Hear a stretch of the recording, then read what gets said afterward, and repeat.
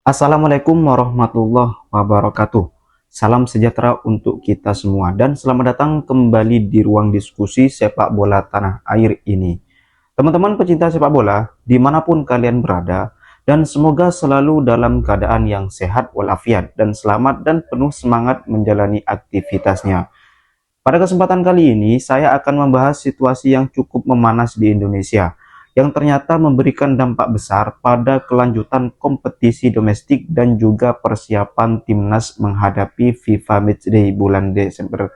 Maksud saya bulan September mendatang. Namun sebelum masuk ke inti pembahasan, izinkan saya menyampaikan bela sungkawa yang sedalam-dalamnya kepada almarhum Bang Afan Kurniawan, seseorang abang ojek yang menjadi korban kerusuhan beberapa waktu lalu. Tragedi ini menjadi pengingat bahwa sepak bola dan kondisi sosial kita tidak bisa dipisahkan dari realitas kehidupan sehari-hari. Selain itu, ada kabar transfer yang menarik untuk dibahas. Sebelum menyinggung implikasi kondisi panas saat ini, Persib Bandung kembali dikaitkan dengan dua nama populer, yakni Asnawi Mangkualam Bahar dan juga Joe Palupesi. Joe Palupesi ini pemain diaspora. Dia ini sangat sebagai penyeimbang Tom Haye dan posisinya ini sangat vital di lini tengah timnas Indonesia. Mari kita bahas. Kabar ini muncul setelah Persib lebih dulu mendatangkan Tom Haye dan Eliano Rangers. Kemudian Eliano datang dengan status pinjaman dari Zol. Sementara Tom Haye direkrut secara permanen dengan gaji sekitar 50 juta rupiah per bulan. Nah, rumor yang beredar menyebutkan bahwa Joe Palupesi sedang dinegosiasikan untuk dipermanenkan dari klub yang di Belgia itu. Meskipun opsi peminjaman juga terbuka, sementara itu Asnawi Mangkualam juga saat ini yang sedang membela Port FC di Thailand disebut-sebut tengah dalam tahap negosiasi serius untuk dipermanenkan. Dari agen yang memberikan informasi, transfer ini belum 100% rampung, namun manajemen Persib tampaknya sangat serius untuk mendatangkan kedua pemain tersebut. Nah, di Persib pun masih ada slot 3 pemain untuk bisa menyentuh angka 35 sebagai maksimal para pemain yang didaftarkan di kompetisi. Situasi ini menarik untuk dibahas karena lini tengah Persib saat ini sudah cukup padat. Kehadiran Mark Klok, kemudian ada Tom Haye, dan kemungkinan ada Joe Palupesi. Wow, ini timnas mini, sekuat timnas mini yang ada di lini tengah kalaupun Joe Palupesi ini gabung dengan timnas Indonesia nantinya.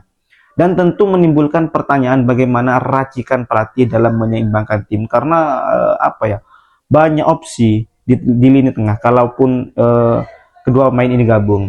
Jika dari paralel, kasus ini mirip dengan situasi ketika Steven Gerrard dan Frank Lampard bermain bersama di timnas Inggris. Dua pemain dengan karakter serupa seringkali justru menyulitkan kombinasi tim.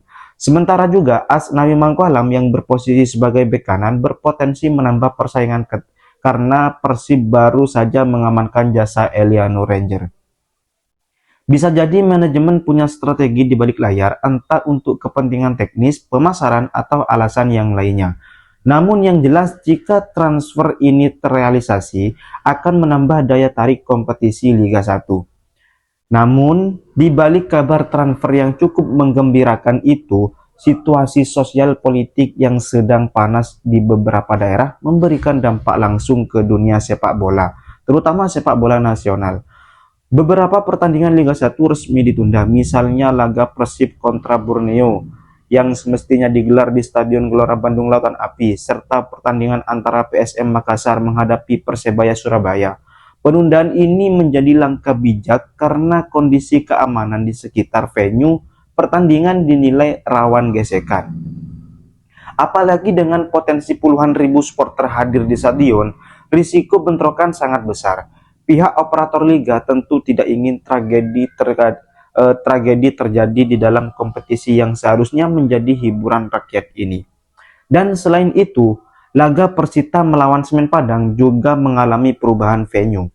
Pertandingan yang seharusnya digelar di Legok, Banten, akhirnya dipindah ke Banten. Maksud saya, pertandingan yang awal mulanya itu digelar di Legok akhirnya dipindahkan ke Banten International Stadium. Keputusan ini diambil untuk meminimalisir potensi kericuhan karena lokasi awal dinilai terlalu dekat dengan konsentrasi massa. Kondisi ini jelas mengganggu ritme kompetisi, klub kehilangan momentum, dan juga pemain terganggu dengan konsentrasinya dan persiapannya.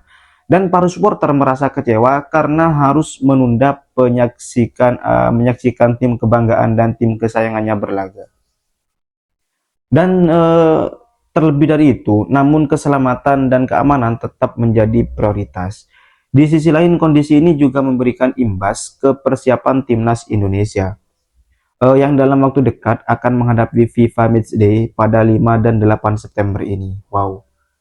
Jadi ini dengan situasi yang panas saat ini, apakah akan berimbas pada laga FIFA Matchday Indonesia ini? Entah, karena situasinya masih panas. Timnas dijadwalkan menghadapi Taiwan atau Cina Taipei dan Lebanon di Stadion Gelora Bung Tomo, Surabaya. Venue ini sebenarnya cukup representatif, namun dengan kondisi sosial yang sedang memanas, potensi terjadinya gesekan di dalam maupun di luar stadion menjadi ancaman nyata. Ribuan supporter yang datang untuk mendukung timnas bisa saja terlibat dalam situasi yang tidak diinginkan jika keamanan tidak benar-benar kondusif nantinya. Sayangnya ini menjadi penyesalan tersendiri terkait pemilihan venue. Seandainya sejak awal timnas dijadwalkan bermain di luar negeri, maka tidak ada was-was atau keraguan atau kecemasan yang melanda para pemain dan juga staf kepelatihan. Misalnya di Kuwait atau di Lebanon, Indonesia bisa sekaligus mendapatkan keuntungan aklimatisasi menjelang laga tandang di kualifikasi Piala Dunia 2026. Selain itu, bertanding di luar negeri memberikan pengalaman penting untuk mentalitas pemain yang masih sering kesulitan saat menghadapi pertandingan UE.